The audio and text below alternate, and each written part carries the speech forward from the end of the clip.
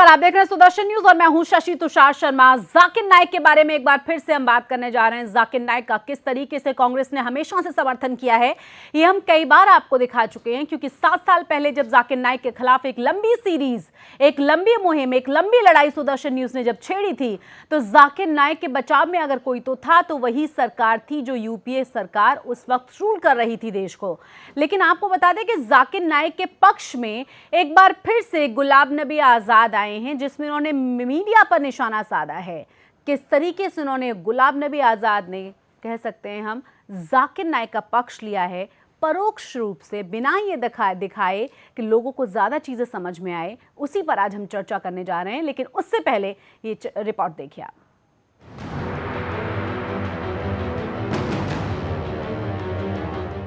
जाकिर नाइक के बारे में एक के बाद एक खुलासे से उसके समर्थकों में खलबली मची हुई है। हमने जाकिर नाइक से जुड़े कई नेताओं की पोल खोल दी है। हमने आपको दिखाया कि किस तरह से हैदराबाद का ओवैसी, मुंबई का अबू आजमी और दिल्ली कांग्रेस के नेता जाकिर को शांति दूत और इस्लामिक स्कॉलर तक कह चुके हैं। लेकिन ऐसा लगता है कि कांग्रेस का जाकिर प्रेम अब सारी हदें पार कर चुका है। हालात ऐसे हैं कि अगर कोई जाकिर के खिलाफ बोलता है तो वो कांग्रेस को रास नहीं आता।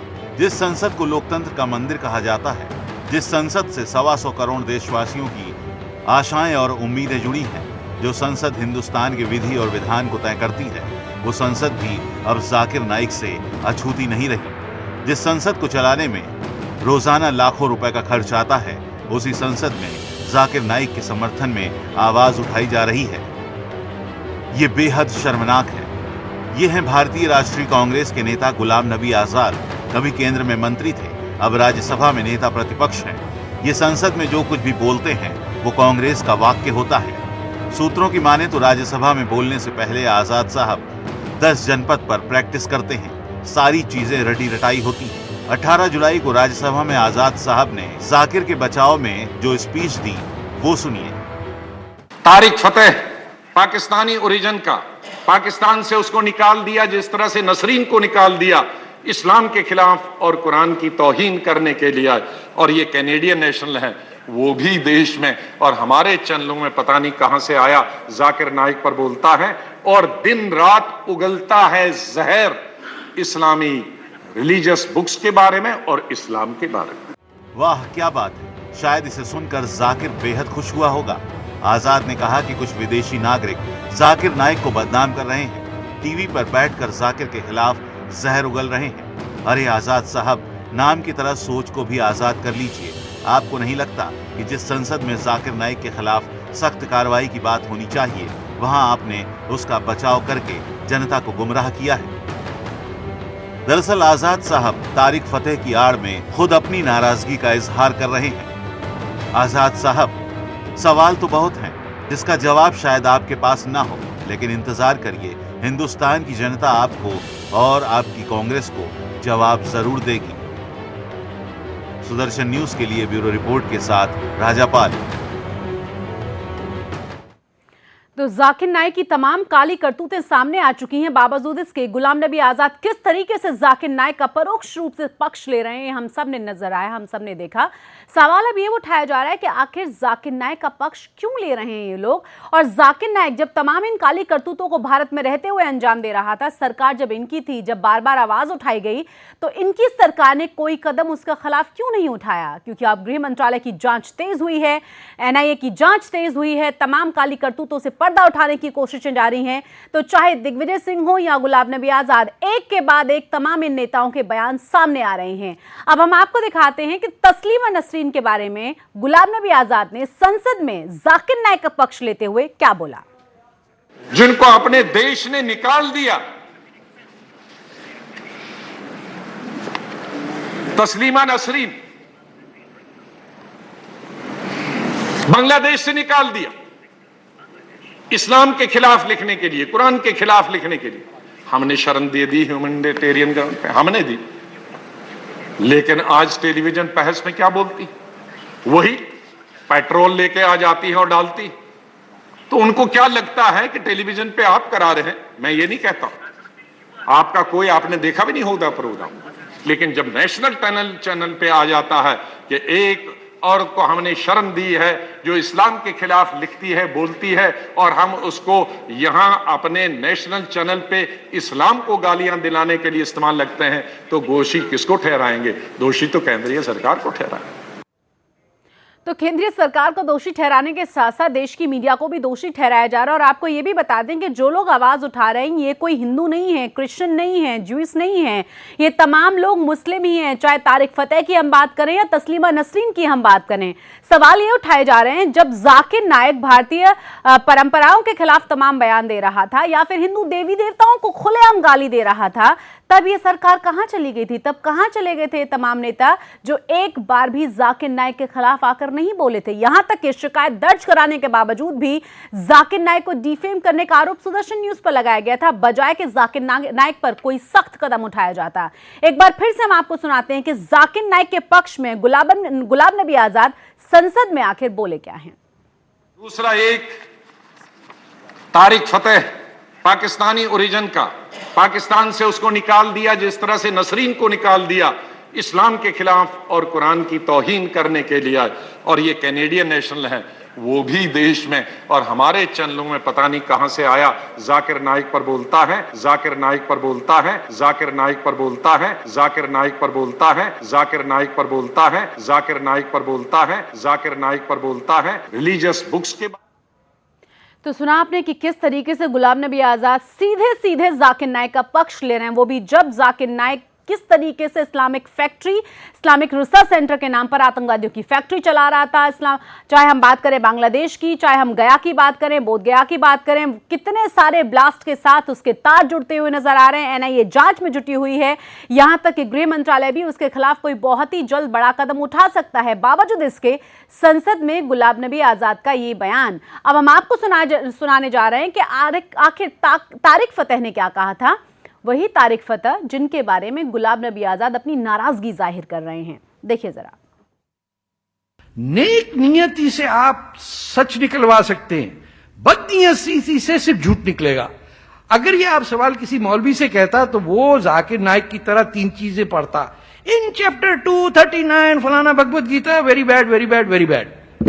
आपको फिर गुस्सा आता, आप कहते हैं क्या कह रहा है, तो कुरान में ये लिखा है, ये लिखा है, very bad very bad very bad. या तो जाकिर नाइक को फॉलो कर लें या आरिफ मोहम्मद खान को फॉलो कर लें।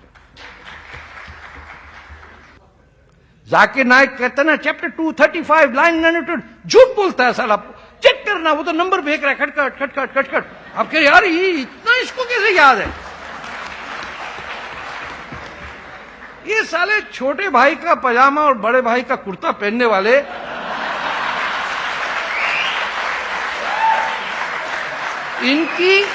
इनकी शक्लें देखो। मैं तो ऐसे बकरी को नहीं बकरा ईद पे खरीदूं। They are a curse on India.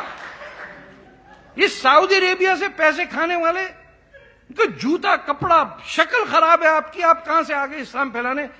हमारे यहां तो एक से एक सुंदर आदमी होता था, जो निजामुद्दीन औलिया पे जाइए, कहां कहां जाइए, अमीर खुसरो, ये सब, ये कोई बदसूरत आदमी के पास कोई आता है? ये तो बदनसीबी इंडिया के मुसलमानों की, इतने घटिया आदमी के पास 20-20 हजार आदमी आते हैं। ये झूठे हैं। ये जाकिर नाइक जैसे बदसूरत लोग, they should be deported to Somalia, believe me. Kabul is also not well. इनको भेज दो वहां और इनका देखे क्या हशर करते हैं सोमाली, और अगर वहां से छूटते तो पेशावर की जेल में करें। इनका सही वहां इस्लामिक ट्रीटमेंट वहीं होगा। तो तारिक फतेह को आपने सुना, और इन तमाम बयानों के बाद ही संसद में बयान दिया है गुलाम नबी आजाद ने। सवाल अब ये है कि आखिर कांग्रेस चाहती क्या है। सवाल ये भी कि क्या सिर्फ एक ही धर्म के खिलाफ कोई कुछ बोलता है तभी ये सरकार जागती है, तभी ये पार्टी जागती है, बाकी की चीजों के खिलाफ कोई बोलता है तो क्यों सवाल नहीं उठाए जाते? हमारे साथ इस पर चर्चा करने के लिए आलोक झा हमारे साथ संवाददाता जुड़ गए हैं हमारे। आलोक, सबसे बड़ा और अहम सवाल ये कि गुलाम नबी आजाद को इतनी ज्यादा दिक्कतें क्यों हो गई? गुलाम नबी आजाद को तब क्यों नहीं नजर आया कि किस तरीके से पूरी दुनिया के सामने, लाखों की भीड़ के सामने, चाहे भगवान शिव हो, चाहे साईं हो या गणपति हो, उनका कैसे मजाक उड़ाया गया था? तब इन्हीं की सरकार थी ना।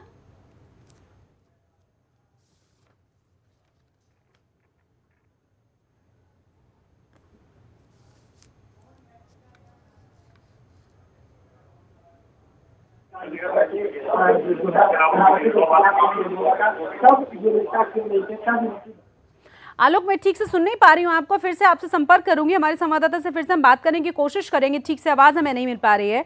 लेकिन आपको बता दें कि एक के बाद एक जिस तरीके से जाकिर नाइक का पक्ष लेने वाले लोग सामने आए हैं, वो वाकई में डरावना भी है और भयावह भी कि आखिर इस देश को हुआ क्या है, सच्चाई को सुनने वाला आखिर कोई क्यों है नहीं।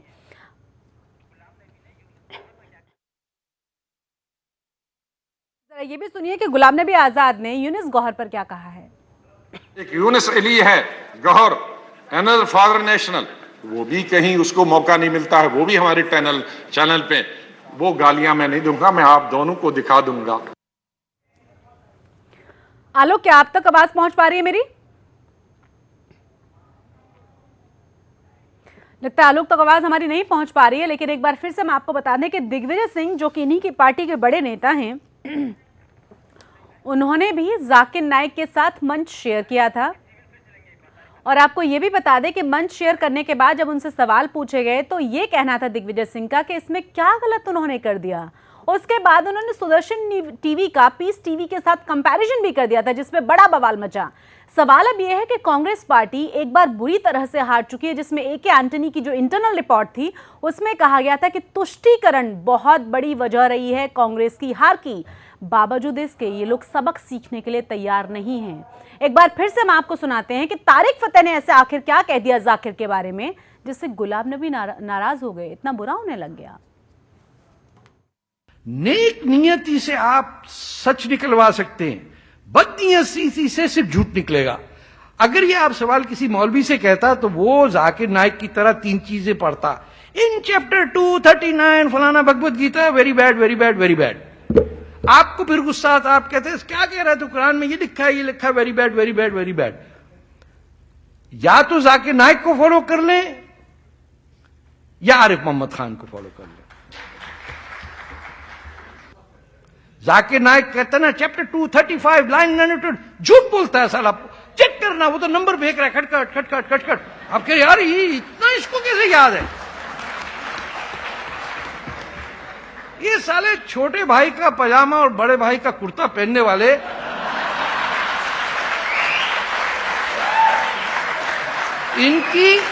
इनकी शक्लें देखो, मैं तो ऐसे बकरी को नहीं बकरा ईद पे खरीदूं। They are a curse on India. इस सऊदी अरेबिया से पैसे खाने वाले, इनको जूता कपड़ा, शक्ल खराब है आपकी, आप कहां से आ गए इस्लाम फैलाने। हमारे यहां तो एक से एक सुंदर आदमी होता था, जो निजामुद्दीन औलिया पे जाइए, कहां जाइए, अमीर खुसरो, ये सब, ये कोई बदसूरत आदमी के पास कोई आता है? ये तो बदनसीबी इंडिया के मुसलमानों की, इतने घटिया आदमी के पास 20-20 हजार आदमी आते हैं। ये झूठे हैं। ये जाकिर नाइक जैसे बदसूरत लोग, they should be deported to Somalia, believe me. Kabul is also not well. इनको भेज दो वहां और इनका देखे क्या हशर करते हैं सोमाली, और अगर वहां से छूटते तो पेशावर की जेल में करें, इनका सही वहां इस्लामिक ट्रीटमेंट वहीं होगा। हमारे साथ हमारे संवाददाता आलोक झा पल पल की अपडेट के साथ मौजूद हैं। आलोक, सवाल अब ये है कि गुलाम नबी आजाद हो या दिग्विजय सिंह या फिर हम पूरी कांग्रेस पार्टी की ही बात करें, इन्हें तुष्टीकरण के अलावा कुछ और भी नजर आता है क्या? जिस तरीके से भगवान शिव की बात करें, गणपति की बात करें, साईं बाबा की बात करें, इन तमाम भगवानों पर, हिंदुइज्म पर जब सवाल उठाए थे जाकिर नाइक ने, तो बोलने वाला कोई क्यों खड़ा नहीं हुआ था? देखिए, निश्चित रूप से जिस तरह तुष्टीकरण की राजनीति, ऐसा आरोप कांग्रेस पे लगता रहा है कि लगातार तुष्टीकरण की राजनीति जो है वो कांग्रेस कर रही है। और दिग्विजय सिंह भी जाकिर नाइक को शांति दूत कहते हैं। गुलाम नबी आज़ाद जो है वो संसद में उनके पक्ष में बोलते हैं। सवाल ये है कि जब जाकिर नाइक भगवान गणेश के खिलाफ बोल रहा था, जब हिंदू धर्म के खिलाफ बोल रहा था, तब ऐसी सहानुभूति क्यों नहीं दिखी, तब ऐसी जिम्मेदारी क्यों नहीं आई, तब उन्हें क्यों नहीं लगा कि जो है किसी खास वर्ग को टारगेट किया जा रहा है। साफ यही है। उदाहरण अगर मैं दूं तो मैं उदाहरण ये दे सकता हूं कि जिस तरह से बटला हाउस में जो है सोनिया गांधी को आंसू आ गए थे, वहां उस कांग्रेस से और क्या उम्मीद रखी जा सकती है? क्योंकि जिस तरह से देखिए, इस बार सबूत भी है और इस बार जो है जांच एजेंसी जो है वो लगातार जाकिर के काले कारनामों को उजागर कर रही है। बांग्लादेश में जो अटैक हुआ, वहां के आतंकी जो है वो जाकिर नाइक से प्रेरित नजर आते हैं। तो सारे सबूत और तथ्य जो है वो सबके सामने है। इसके उसके बावजूद जो है गुलाम नबी आज़ाद का संसद में ऐसा बोलना निश्चित रूप से यही दिखाता है कि अभी भी कांग्रेस उस चक्रव्यूह से नहीं निकली है। जब कांग्रेस 44 पे सिमट गई फिर भी उस विचारधारा से नहीं निकली है। देखिए, गुलाम नबी आज़ाद को यूपी का प्रभारी बनाया गया है, चुनाव का प्रभारी बनाया गया है। निश्चित रूप से गुलाम नबी आज़ाद की नज़र जो है वो यूपी में मुस्लिम वोटों पर है और मुझे लगता है कि शायद इसी वजह से, इसी वोट पाने की चाहत से गुलाम नबी आज़ाद ने जो है ये जाकिर का परोक्ष समर्थन जो है वो किया है। लेकिन ये ज़्यादा जी आपने देखा कि जो लोग तमाम बातें जाकिर नाइक के बारे में बता रहे हैं, चाहे वो तस्लीमा नसरीन हैं या फिर तारिक फतेह हैं, वो दोनों भी तो खुद मुस्लिम्स हैं ना, और बहुत सारे लोग उनको भी तो चाहने वाले हैं, उनके भी तो फॉलोअर्स हैं जो मुस्लिम है और जो मानते हैं कि जहां गलती है वो गलती है, उसको एक्सेप्ट करना चाहिए। तुष्टीकरण की नीति किस तरीके से कांग्रेस अपनाती रही है, ये एक एंटनी की रिपोर्ट ने बता दिया था, जो इनकी इंटरनल रिपोर्ट थी, जिसमें हार की सबसे बड़ी वजह यही बताई गई थी। यूपी इलेक्शन को लेकर अगर इस तरह की तैयारी है तो एक बार फिर से हार का सामना ही करना पड़ेगा। देखिए, कांग्रेस थिंक टैंक, जहां तक यूपी इलेक्शन की बात है, कांग्रेस थिंक टैंक ये सोचता है कि उसे जो है अपने मुस्लिम वोट बैंक को फिर से एकत्रित करना पड़ेगा, फिर यूपी में किसी हद तक वो जो है अच्छी पोजीशन में आ सकता है। खैर, ये तो बात रही चुनाव की। मैं आपको बता दूं कि जाकिर नाइक के जो संबंध जो खुफिया एजेंसी बता रही है, जाहिर सी बात है कि उसकी जानकारी जो है गुलाम नबी आज़ाद को भी होगी, क्योंकि सरकार जो है हर एक बार अपडेट कर रही है। और सवाल ये भी है कि इस जाकिर नाइक आज इतने स्तर तक क्यों पहुंचा, क्योंकि यूपीए की जब सरकार थी और तब जो मुंबई के जो पूर्व कमिश्नर थे सत्यपाल, उन्होंने भी कहा है कि उन्होंने 3 बार यूपीए सरकार को आगाह किया था जाकिर नाइक के खिलाफ, यानी आईबी की रिपोर्ट थी, उन इनपुट्स के वजह से उन्होंने आगाह किया था, लेकिन तब की सरकार ने एक बार भी नहीं सुना। यहां तक कि जाकिर का पीस टीवी जो है वो बिना लाइसेंस के भारत में चल रहा था। जब सुदर्शन न्यूज़ ने जाकिर नाइक का भंडाफोड़ किया, जब लगातार सुदर्शन न्यूज़ का कैंपेन आया, तब जाके सरकार जागी और यूपी की सरकार ने जाकिर नाइक के पीस टीवी पर बैन किया। सवाल यह भी है कि जब कोई अगर किसी विशेष धर्म के खिलाफ बोलता है और कोई विशेष धर्म के खिलाफ बोलता है, तब ऐसा जो है आप क्यों करते हैं कि उसके खिलाफ नहीं बोलते, और जब भी जाकिर नाइक के खिलाफ बात होती है तो आप सामने खड़े हो जाते हैं। कोई उसको शांति दूत बताने लगता है, कोई उसको धर्म का सबसे बड़ा पैरोकार बताने लगता है। अब क्योंकि आईबी की रिपोर्ट है और तमाम जो है वो इनपुट्स लिए जा रहे हैं, इनपुट्स जब खुलासा होगा तब भी जो है मुझे लगता है कि कांग्रेस के नेताओं का सुर जो है वो तब भी यही होगा। आलोक, इन कांग्रेस के नेताओं को इस सुर को बदलने की कोशिश के लिए जरा हम कुछ एक बार फिर से बाइट सुना दें, जिस तरीके से जाकिर नाइक ने हिंदुइज्म पर या हिंदू देवी देवताओं पर कटाक्ष किए, मजाक उड़ाया। जरा देखिए, ये यूपीए की सरकार थी, 7 साल पहले के कुछ ये वीडियोस हैं और लगातार तब से लेके अब तक वो इसी तरह की बातें करता रहा है, लेकिन सुनने वाला या उसके विरोध में आवाज उठाने वाला अभी तक कोई नहीं था। जरा देखिए एक बार फिर से जाकिर को। गणपति कौन है? तो वो हिंदू दोस्त मुझसे कहेगा कि ये गणेश जो है वो हमारा भगवान है, वो शिवा भगवान का बेटा है, भगवान शिवा।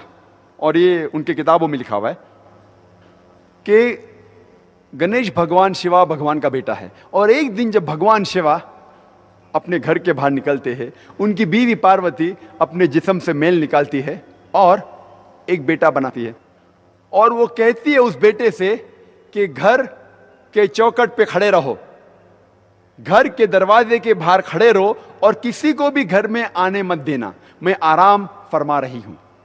तो उसका बेटा घर के बाहर जाता है और दरवाजे पे खड़े हो जाता है। कुछ देर बाद भगवान शिवा वापस अपने घर पे लौटते हैं, और जब घर में दाखिल होने जाते हैं उस वक्त उनका बेटा उन्हें रोक देता है और कहता है, आप इस घर में नहीं जा सकते, आप दाखिल नहीं हो सकते, क्योंकि मेरी मां आराम फरमा रही है। शिवा तेज में आके अपने बेटे की गर्दन उड़ा देते।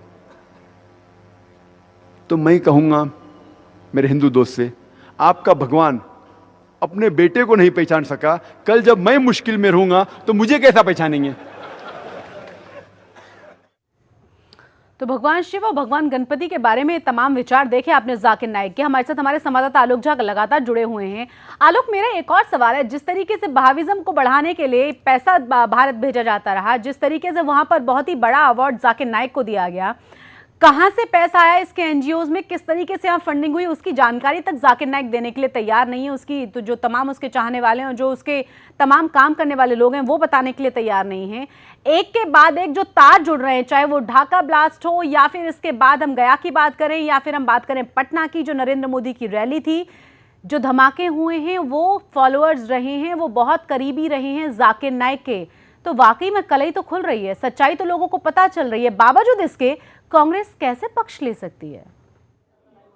देखिए, कांग्रेस का पक्ष लेना और जो है उस बात से शुरू हो जाता है जब दिग्विजय सिंह शांति दूत कहते हैं, और मुझे लगता है कि कांग्रेस भी ये नहीं चाहती है कि उसका जो वोट बैंक है वो टूटे। फिलहाल जो है कानून मंत्रालय, आपको एक अपडेट दे दें, कानून मंत्रालय जो है वो गृह मंत्रालय से सलाह ले रहा है और आपस में जो है इस बात पे विचार हो रहा है। दोनों के अफसर जो है इस बात पे विचार कर रहे हैं कि आखिर जाकिर नाइक की जो फंडिंग होती है, जो एनजीओ की फंडिंग है, अभी तक उसने ब्यौरा नहीं दिया है और हो सकता है कि उसकी गिरफ्तारी भी हो। इस पर दोनों मंत्रालय जो है वो बैठक कर रहे हैं और जिस तरह से उसके एनजीओ पर जो फंड आया, आखिर वो कहां से आया, उसका ब्यौरा अभी तक जाकिर नाइक ने पेश नहीं किया। दूसरी सबसे बड़ी बात शशि ये है कि अगर जाकिर नाइक खुद को इतना महान बताता है तो वो जांच से भाग क्यों गया, वो आया क्यों नहीं अभी तक आके जांच एजेंसी को सहयोग करता।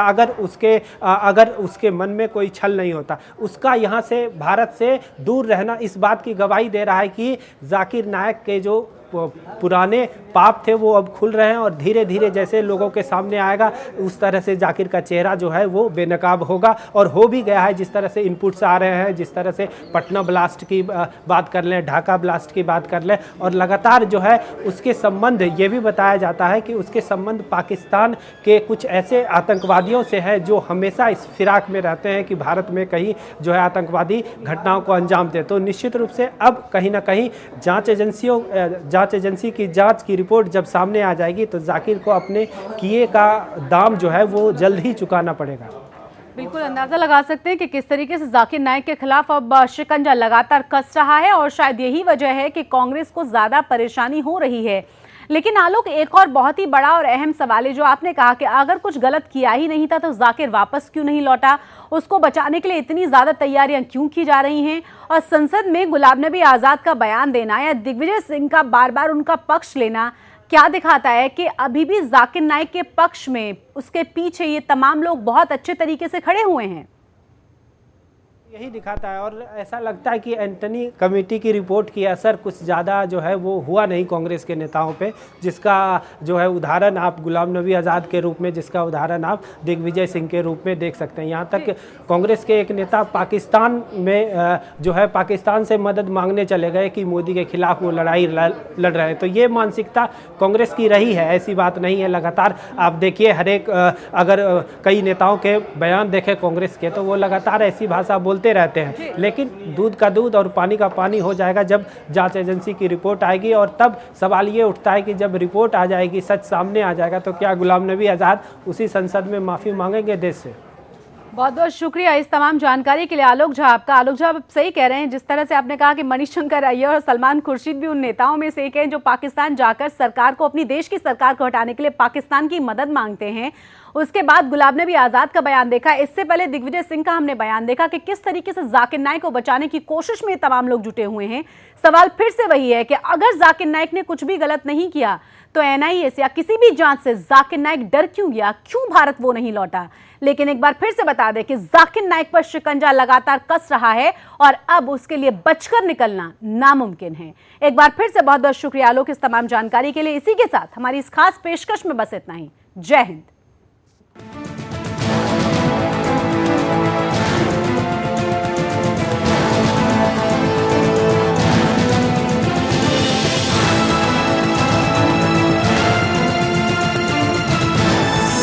आप देख रहे हैं सुदर्शन न्यूज।